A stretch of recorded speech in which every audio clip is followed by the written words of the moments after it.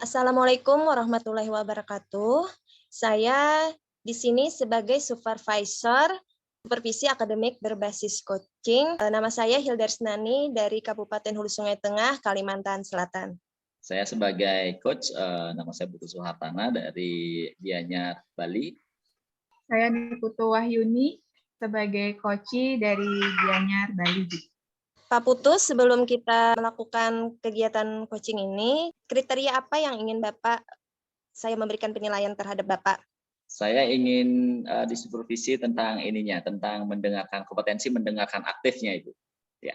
Oh ya, kompetensi mendengarkan aktif, ya. Selamat pagi, Pak Putu. Selamat pagi, Bu Wahyuni. Gimana kabarnya ini? Baik, Pak Putu. Pak Putu ada waktu mungkin? Oh, ada. Kebetulan saya ada jam kosong sekarang. Ada yang mau dibicarakan, Bu Wahyuni? Ya, mungkin ada sedikit yang ingin saya bicarakan, Pak Putu, mengenai saya. Jadi kira-kira saya ada waktu 20 menit. Apa yang ingin Bu Wahyuni dapatkan nanti dari 20 menit pembicaraan kita? Mungkin saya ingin mendapatkan solusi dari permasalahan yang sedang saya hadapi di kelas ini, terutama Pak Putu. Oh, permasalahan di kelas ya. Ya, Oke. Ini kan kebetulan kita hanya ada berdua aja di sini, jadi Bu Wahyuni feel free, boleh bebas menyampaikan apa saja, dan saya jamin kerahasiaan dari apa yang Ibu Wahyuni sampaikan akan saya jaga dengan baik. Ya, tadi Bu Wahyuni bilang ada masalah dalam pembelajaran. Mungkin bisa dijelaskan lebih detail permasalahan seperti apa yang Bu Wahyuni hadapi sekarang?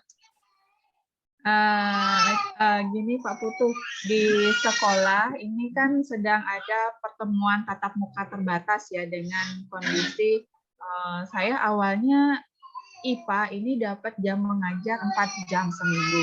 Sekarang dipangkas menjadi 1 jam seminggu. Nah, saya berpikir ini apa yang bisa saya ajarkan dengan kondisi seperti ini, 1 jam seminggu untuk pertemuan tatap muka dengan siswa seperti itu, Pak Putu. Ya, jadi dari 4 jam jadi 1 jam.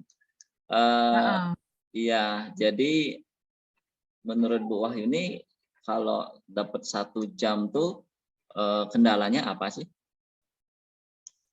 Kalau saya di IPA itu kan 1 jam paling sudah habis lah pakai ngabsen, kemudian membuat kesepakatan kelas itu ya sedikit ngobrol itu sudah habis waktunya 1 jam. Apa yang bisa saya ajarkan 1 jam? Nah, itu yang menjadi problema saya saat ini.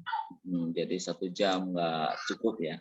Oke, jadi 1 jam nggak cukup. Menurut Bu Wahyuni cukupnya tuh idealnya tuh berapa jam untuk pembelajaran IPA di kelas Bu Wahyuni?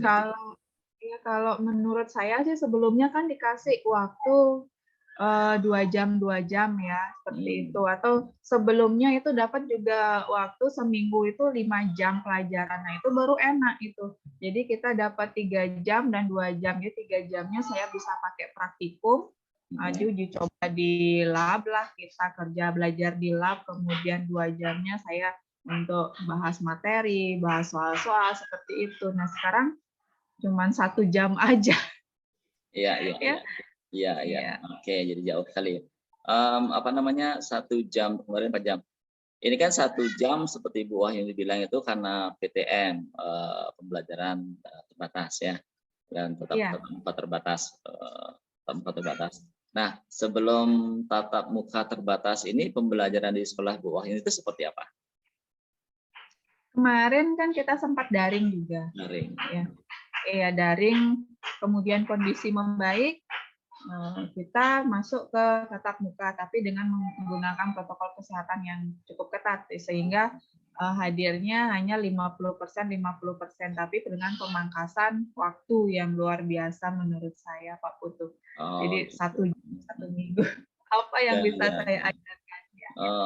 Oke, ya karena kebijakan pemerintah ya.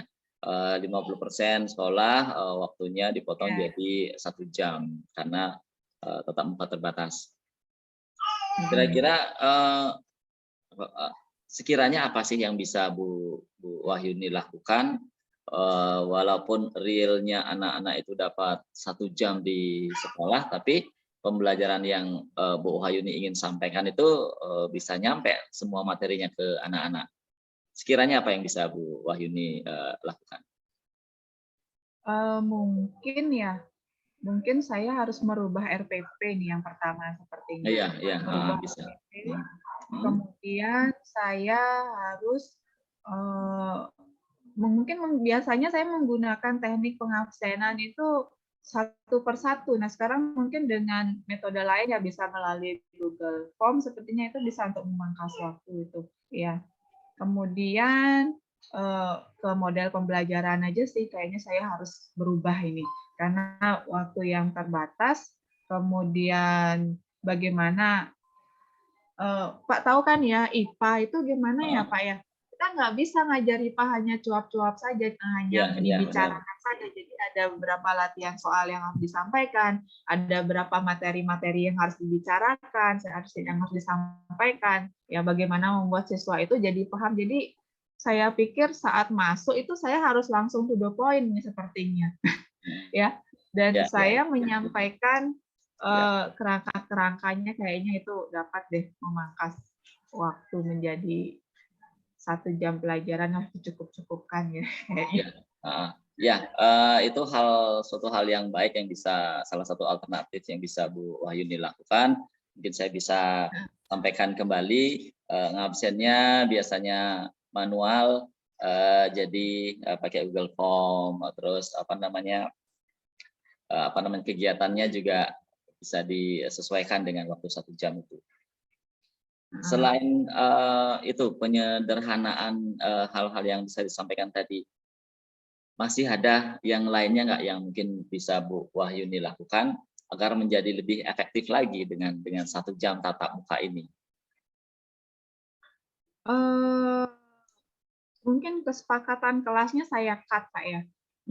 Saya hanya kembali mengingatkan karena kebetulan kesepakatan kelasnya itu sudah saya tempel itu di kelas. Jadi mungkin ketika ada yang melanggar gitu saya ingatkan kembali ke siswa itu kesepakatan kelas kita. Jadi mungkin saya selipkan saja di pembelajaran jadi tidak tidak memangkas waktu lagi. Jadi saya bagaimana cara saya ketika saya masuk saya to the point gitu loh.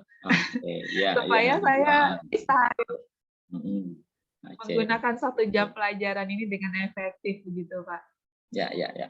Ya, oke, bagus sekali apa yang sudah Bu Wahyuni pikirkan, apa yang sudah Bu Wahyuni rencanakan agar pembelajaran 1 jam ini tetap efektif untuk anak-anak seperti yang Bu Wahyuni tadi sampaikan. Nah, rencana-rencana tadi itu kapan Bu Wahyuni mau lakukan? Kemungkinan minggu depan kayaknya baru bisa saya lakukan karena sekarang sedang UTS anak-anak. Kemudian besok kebetulan ada rapat. Ya saya harus mempersiapkan diri dulu besok sepertinya. Senin saya baru bisa melakukan. Senin. Karena Senin sudah mulai ya. Oke, Senin. Senin. Nah, terus gimana komitmennya untuk melakukan hal itu di dalam diri Bu Wahyuni? Komitmen saya, saya harus nanti saya perbaiki dulu RPP saya. Kemudian nanti hari Senin saya akan langsung terjun, ya. Jadi saya bukannya tanpa rencana jadinya ya, jadi dengan model pembelajaran yang sudah saya buat itu, saya sudah bisa mengaplikasikan model pembelajaran yang saya inginkan di pelaksanaannya di hari Senin nanti. Saya ingin tahu juga tuh apakah benar-benar nanti Bu Wahyuni melakukan hal itu, gimana ya biar bisa saya tahu juga loh, oh Bu Wahyuni kok sudah melakukannya, apa yang bisa Bu Wahyuni tunjukkan ke saya? Ya mungkin nanti saya kasih file RPP saya kayaknya Pak ya ke Bapak. Supaya Bapak tahu bagaimana revisi RPP saya, kemudian nanti ketika proses pembelajarannya saya foto selfie deh Pak, kalau Pak saya lihat Oke, nggak sip. apa-apa. Oke, ya nomor WA saya kan masih ya, aman ya. Iya. Oke, ya, ya dari pembicaraan kita sudah hampir 15 menit ini, apa yang bisa Bu Wahyuni simpulkan dari hasil pembicaraan kita hari ini? Jadi mungkin yang dapat saya simpulkan, saya mengalami problema saat mengajar, ya. Kemudian setelah kita berbincang-bincang, saya tahu penyelesaiannya. Oh, ternyata Ya. bisa dibuat seperti ini, jadinya. Terus awalnya nggak kepikiran. Jadi jadi seperti ini jalan keluarnya bisa dilakukan. Oh iya gitu jadinya Pak. Oke. Iya, terima kasih Bapak. Ya. Cerahan jadinya. Perasaannya gimana setelah kita ngobrol tadi? Ya, sudah senang sekarang akhirnya saya mendapatkan solusi dari permasalahan yang saya alami. Ya, terus terang saya juga merasa senang, temannya senang. Semoga saya tunggu komitmennya, semoga apa yang Bu Wahyuni rencanakan bisa berjalan dengan baik sehingga mencapai tujuan yang seperti Bu Wahyuni cita-citakan. Ya, ini kayaknya kita sudah harus balik ke dalam kelas ini. Kita nanti ngobrolnya lain waktu aja, Bu Wahyuni ya. Oke, terima kasih sudah menunggu saya. Oke, selamat siang. Terima kasih. Ya, terima kasih Bapak. Ini bagaimana nih Bapak menilai performa Bapak tadi terhadap coaching kepada Koci kali ini? Oke, terima kasih Bu Hilda. Saya merasa senang tadi coachingnya menurut saya sih berjalan lancar. Saya berusaha tidak memberikan judgement, penilaian pribadi saya, asumsi atau mengasosiasikan permasalahan yang Bu Wahyuni hadapi ke pribadi saya. Jadi itu saya sangat senang sudah menurut saya sudah sedikit bisa melakukan hal itu.